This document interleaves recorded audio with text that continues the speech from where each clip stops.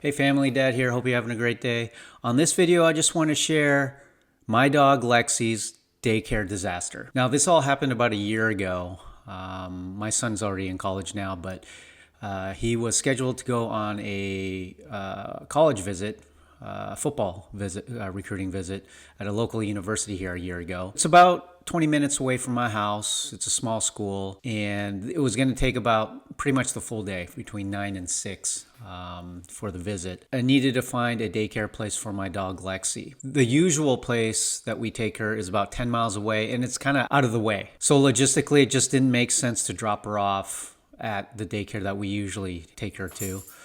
So I looked for another option on the web, found the Rover app. So after doing some searching around on the app, creating an account and whatnot, I found a place about approximately 2 miles from my house. It was close to where the kids went to high school. I would usually regularly walk Lexy in that area, so very familiar with the location and the area of this Rover dog sitter. So the plan was to, drop her off at the dog sitter in the morning and then pick up Lexy, sometime, late afternoon. After doing some communication back and forth with the dog sitter on the Rover app, we were able to confirm that they were available and scheduled it, dropped her off the morning of the college visit. So when we dropped off Lexy at the Rover dog sitter, there was a German Shepherd in the yard. It was a big yard. They had a 4-foot fence around the yard where the dogs play. And Lexy gets along with pretty much all dogs.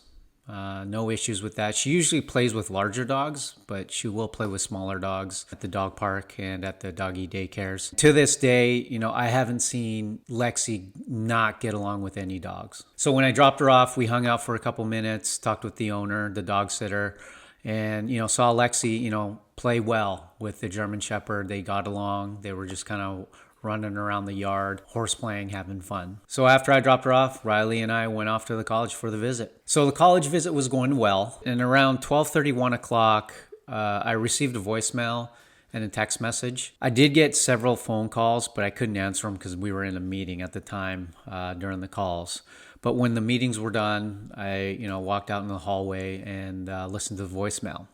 The voicemail was from my neighbor. He did state that he had Lexy in front of my house, was curious, what the situation was. I called my neighbor back to confirm that he had Lexy. The neighbor said that he would take Lexy back to his house and just wait for me to come by and grab her. So after I got off the phone with my neighbor, I looked at the text message. The text message was from the Rover dog sitter. The text stated, "Emergency, please call." So I called the Rover dog sitter, and she said that Lexy was missing. What the dog sitter told me was that they left, her and her significant other left to go to the gym. And when they came back from the gym, they noticed that Lexy was gone from the yard. After she told me what happened, I told the Rover dog sitter that my neighbor had called and said that he has Lexy at his house. And what was amazing is when I went and grabbed Lexy from my neighbor's house and took her back to my house, fed her, walked her, and then took her back into my house, and then went back to the college to finish off the college visit.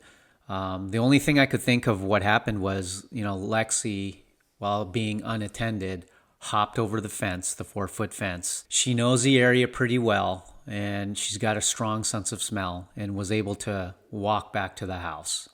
And as you can see here, I got a video of the Ring camera of Lexy, at the driveway and just laid out. The Rover dog sitter was relieved, first of all. What was shocking was she didn't apologize. She didn't charge me, of course, but in return, I couldn't leave a review for the Rover dog sitter. My first thought was, after this whole ordeal, is, how can you place a service for dog sitting if you aren't at your house watching the dog? Again, this is just my experience with the Rover dog app. Wasn't a great experience. My learning experience on this is just stick to my current doggy daycare. I did find a new doggy daycare closer to my house.